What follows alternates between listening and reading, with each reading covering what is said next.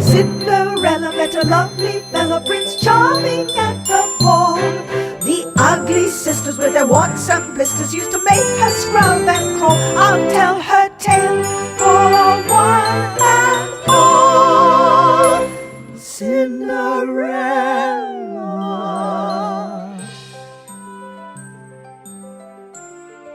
This is the story of Cinderella. Once upon a time, many moons ago, there was a gentleman called Baron Hardup, who had a very charming lady for his wife. They had a daughter whose name was Ella. She was a very good girl and always dutiful towards her doting parents. But sadly, Ella's mother died, causing much grief to her and her dear father. However, after 2 years had passed, Baron Hardup married another woman. The main reason the new wife was attracted to him was because he bore the title Baron. Oh, I'm married to a baron. His new wife's name was Hyacinth, and she was so full of airs and graces that she looked down on anyone she deemed working class. Oh, look at her. She had 2 unattractive grown-up daughters called Griselda and Imelda. Oh, I'm wonderful. Not as wonderful as I... Like their mother, they were social climbers of the highest order.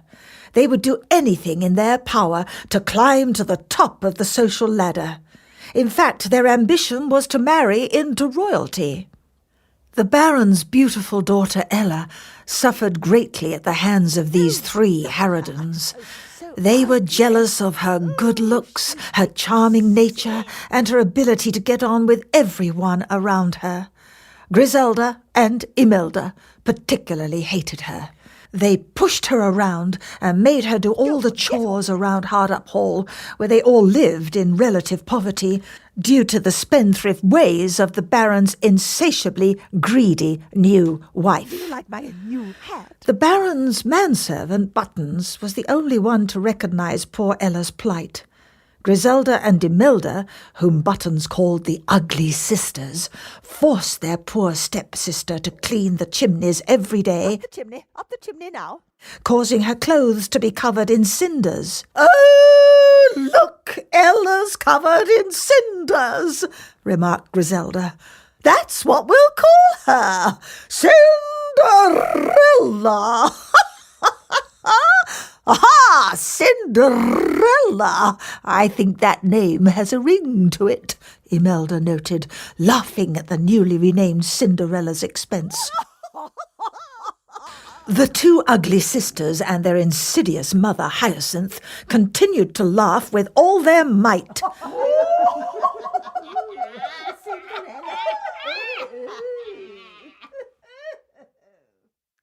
When they left the room, Buttons consoled poor Cinderella.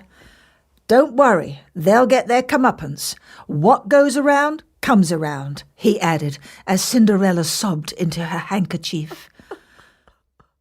"Why, thank you, Buttons, you're so kind," said Cinderella, "but I'll believe it when I see it." The next morning there was a knock on the door of Hardup Hall. Hyacinth answered, to be greeted by a messenger from the king's palace. "I bring you invitations to a grand ball," said the messenger. "King Charles is throwing the ball in aid of his son, Prince Charming, for he wants him to find a suitable wife who will look after the heir to the throne." "Ooh, heir to the throne," said Hyacinth. "Who are the invitations for?" she asked, whilst visualizing one of her daughters on the throne next to the handsome Prince Charming. The messenger replied, "I have 3 invitations, one for Griselda, one for Imelda, and one for a young lady known as Ella." "Oh, Ella left many moons ago, without so much as a by your leave," said Hyacinth. "But I'll take the 3 invitations just the same. If Ella does return, she will get her invitation." But in the meantime, I'll give the other two to the beautiful Griselda and Imelda." The messenger, satisfied that his job had been done, set off on his horse to deliver the rest of the invitations to the other young ladies of the kingdom. At last the big day arrived. The ugly sisters, Griselda and Imelda, set off to the ball in high spirits, but looking like mutton dressed as lamb. Griselda wore a bright, sickly green frock, so ill-fitting that her flabby stomach caused the garment to burst at the seams. Her bright blue smudged lipstick seemed to highlight her blackened teeth and her unkempt prickly moustache. Imelda wore a garish pink satin ball gown that was also too tight for her portly frame. As they left in Baron Hardup's horse-drawn carriage, Cinderella broke down and began to cry. "Don't worry," said Buttons to Cinderella. "We can have a ball of our own. Look, I have prepared some ginger beer and cucumber sandwiches." Oh, Buttons. "I really appreciate your trying to cheer me up," said Cinderella, as she politely sipped at the ginger beer and nibbled the slightly stale cucumber sandwiches. "I brought my flute. I can play you a tune, so we can dance and sing along and pretend we're at the royal ball," said Buttons.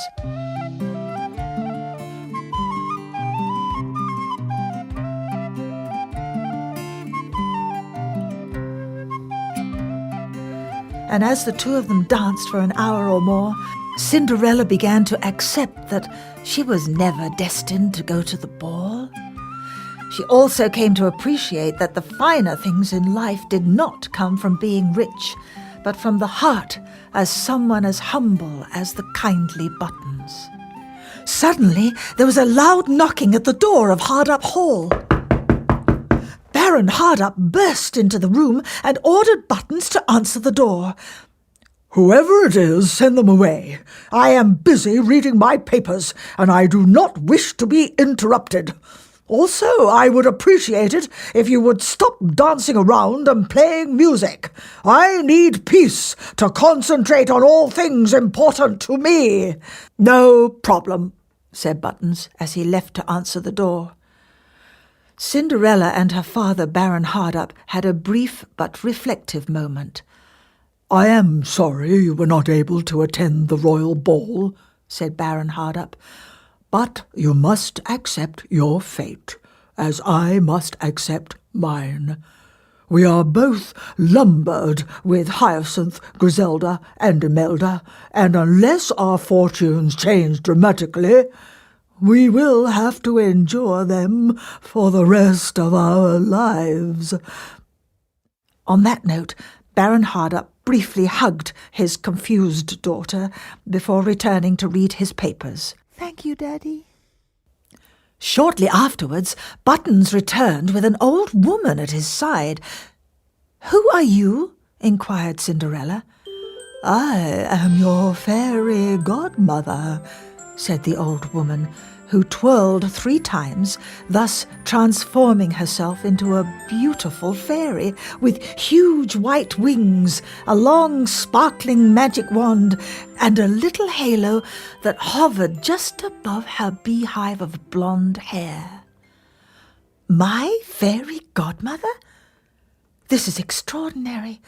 What brings you here?" asked a bedazzled Cinderella. "What is the thing you most wish for on this night of all nights?" asked the fairy godmother.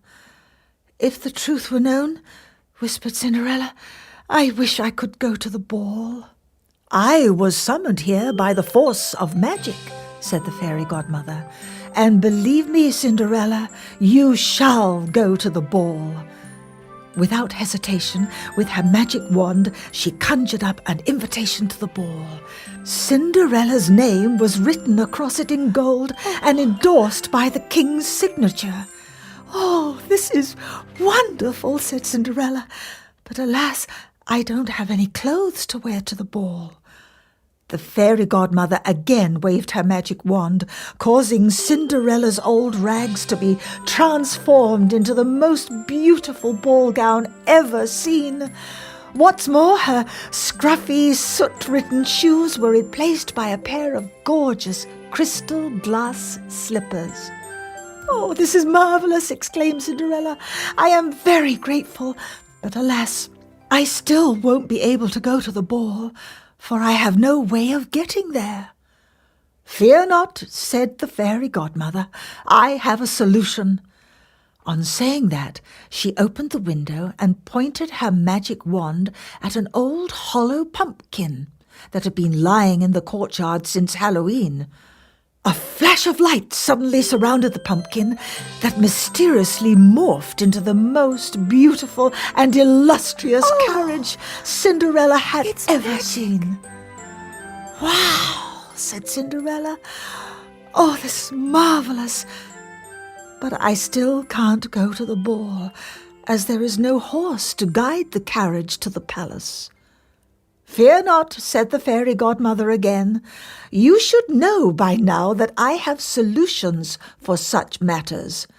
She pointed her magic wand towards a rat that happened to be scurrying past the carriage, thus transforming it into a beautiful black stallion fit for a princess. "Why, thank you so much," said Cinderella. "This is like a dream come true.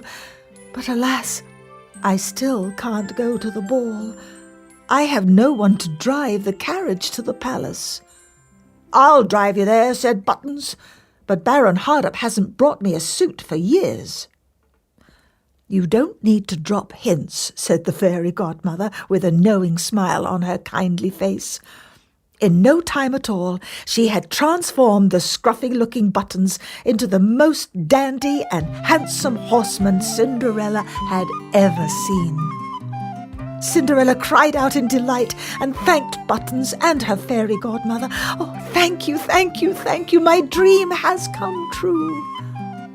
Luckily for Cinderella, Baron Hardup had dozed off in the sitting room and was snoring so loudly that he was not disturbed by Cinderella's excitement. So happy. "Hush now, child, you'll wake your father, who is asleep in his chair," said the fairy godmother.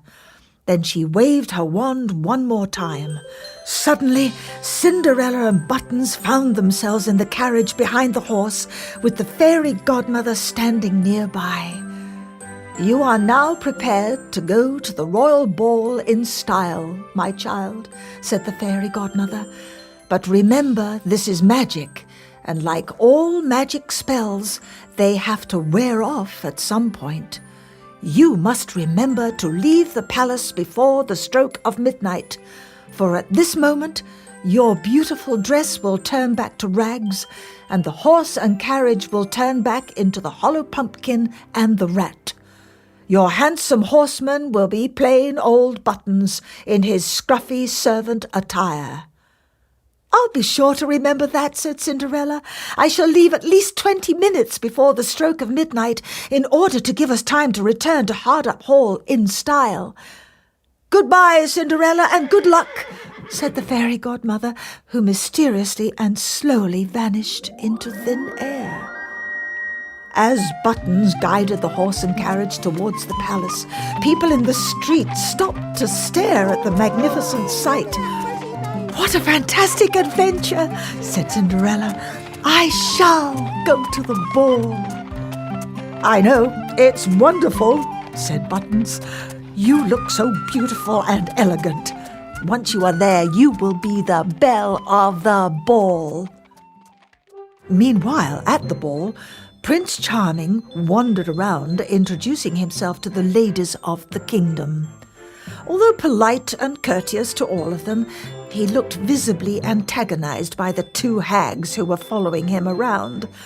Predictably, it was Griselda and Imelda vying and competing for the prince's attention.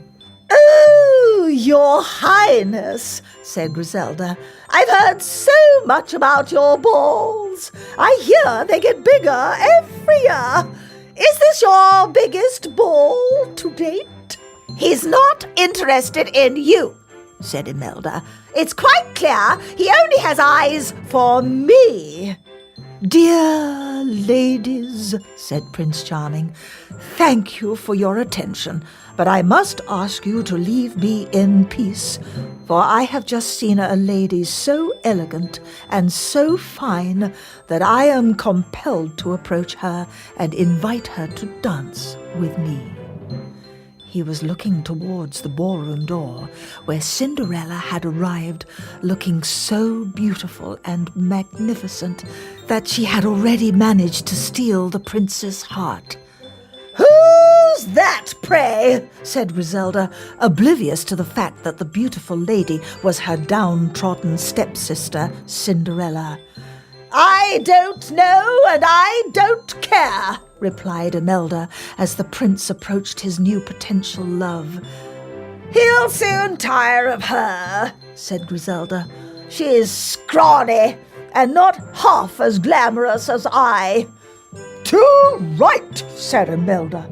"He will tire of her, but it will be me he comes to for the next dance." The two ugly sisters watched in envy as Prince Charming and the mystery girl danced and danced throughout the night. "This is your fault. You scared him off with your ridiculous remarks," said Imelda to Griselda. She retorted by saying, "Nonsense! You put him off by making yourself seem too available and cheap." At this point, the two of them started to fight, ripping each other's clothes to shreds. Their disgraceful behaviour was spotted by the king's footman, who had to separate them and reprimand them for their bad behaviour.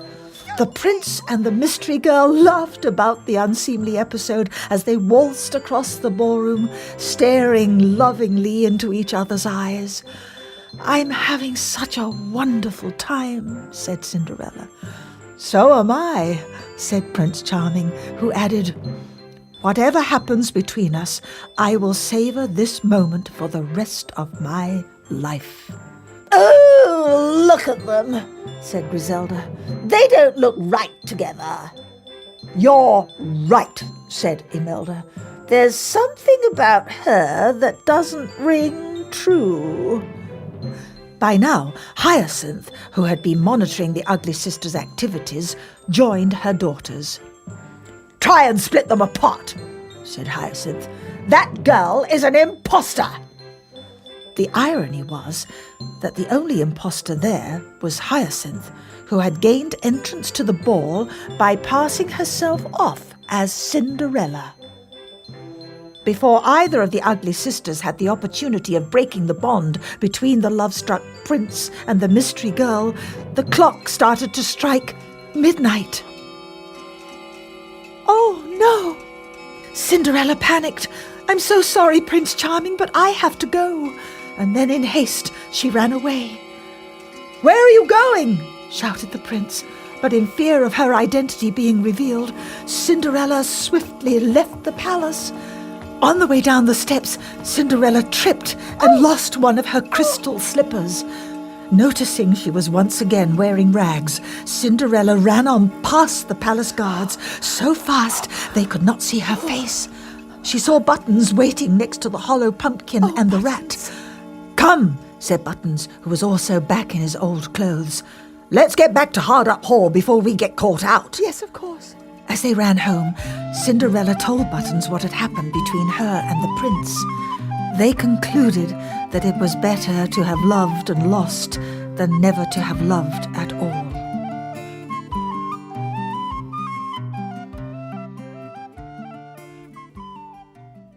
The next morning, it was business as usual at Hardup Hall.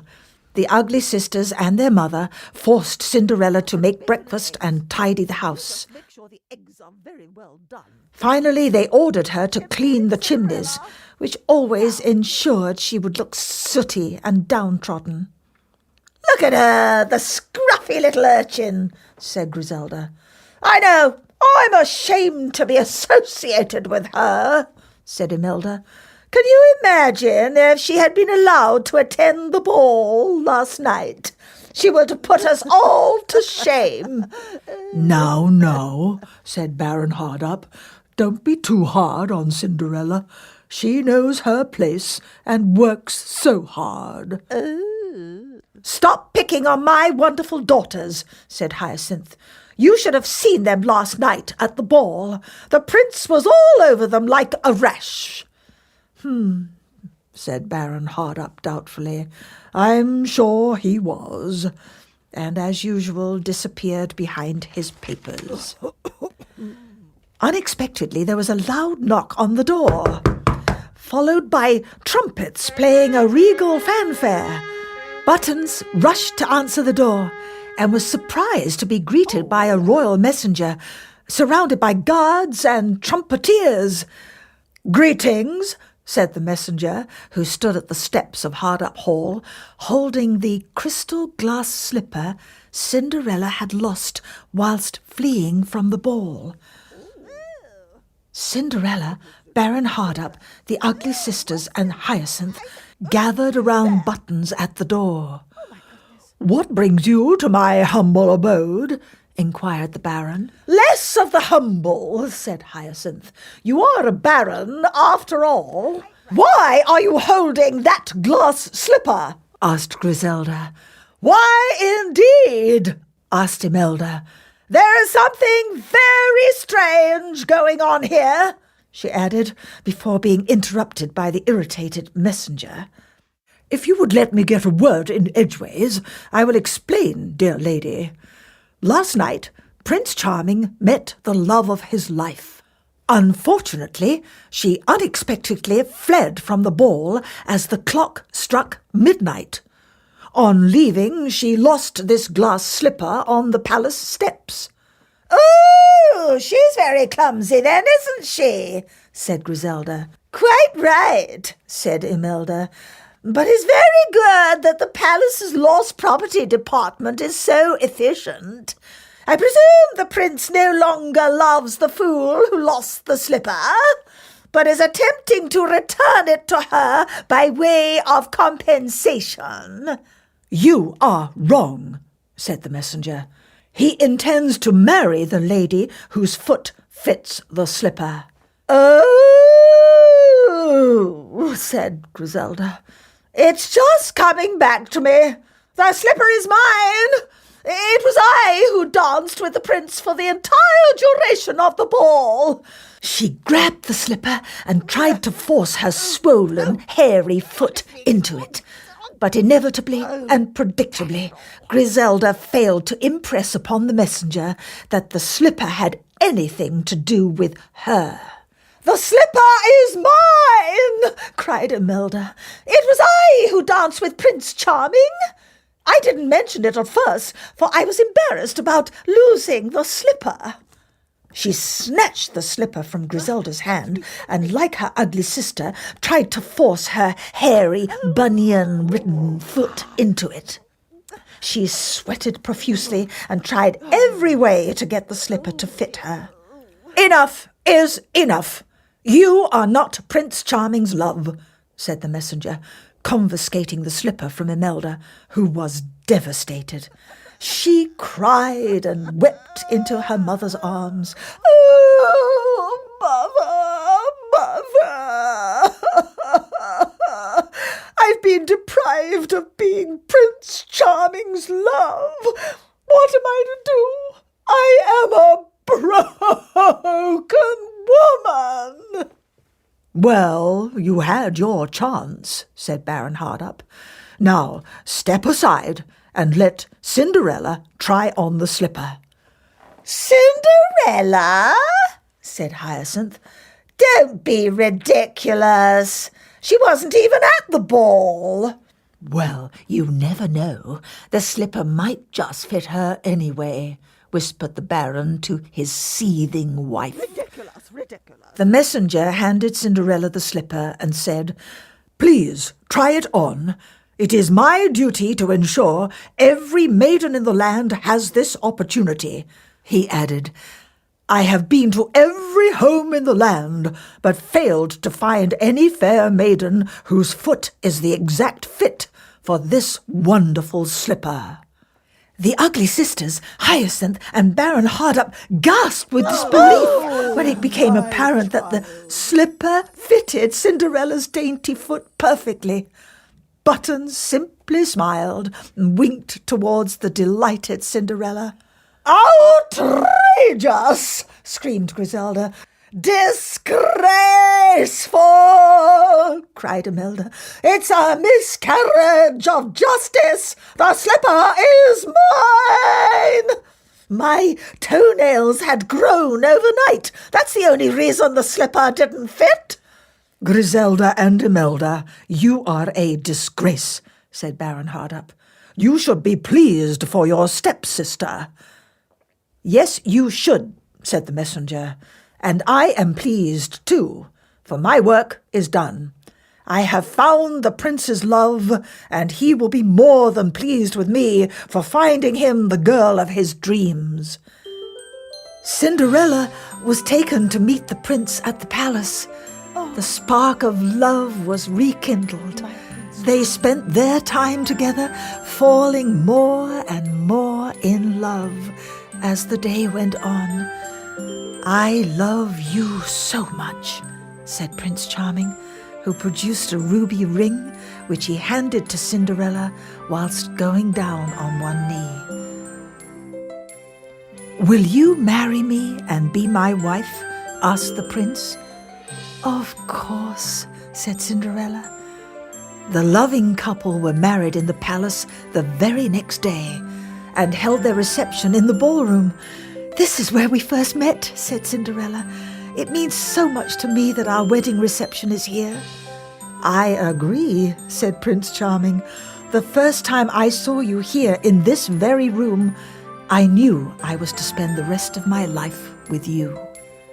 As Baron Hardup hobnobbed with his new friends, King Horatio and his wife, Queen Henrietta, the ugly sisters and their mother tried to put on a brave face. "Well, at least we're closer to royalty than we were before," said Griselda. "I suppose you're right," said Imelda. "We'll just have to get used to the fact that we are second fiddle to Cinderella." Hyacinth agreed. "Now we're in with the royal family, perhaps you two could find a couple of nice knights or even lords. Oh, the sky is the limit." They all lived happily ever after at the palace. Griselda was soon to marry one of the king's guards, and did, eventually, become a little more down to earth. Imelda settled down and married a humble servant of the realm. At Cinderella's request, Buttons was given the job of royal butler. It was whilst carrying out his royal duties he met the royal housekeeper, with whom he fell very much in love. As for Baron Hardup, his relationship with Hyacinth greatly improved. "I'm so pleased that the girls are getting on much better," he said, "and I love our life here at the palace." "I couldn't agree with you more, my darling man," said Hyacinth, as she lay lovingly in her husband's arms. Years later, when the king died, Prince Charming was the natural heir to the throne. On the day he was crowned king and Cinderella queen, they were taken by horse and carriage on a grand procession through the streets of the kingdom. They stopped in one street to wave at the enthusiastic crowd. Cinderella spotted a little old lady waving towards her with a mysterious glint in her eye. "Surely it can't be, but it is. Oh, it's the old woman who turned into my fairy godmother." Without Prince Charming being aware of the old lady's significance, Cinderella called out to her, Thank you so much for changing my life." Then suddenly, right before the happy couple's eyes, the little old lady smiled and then disappeared into thin air.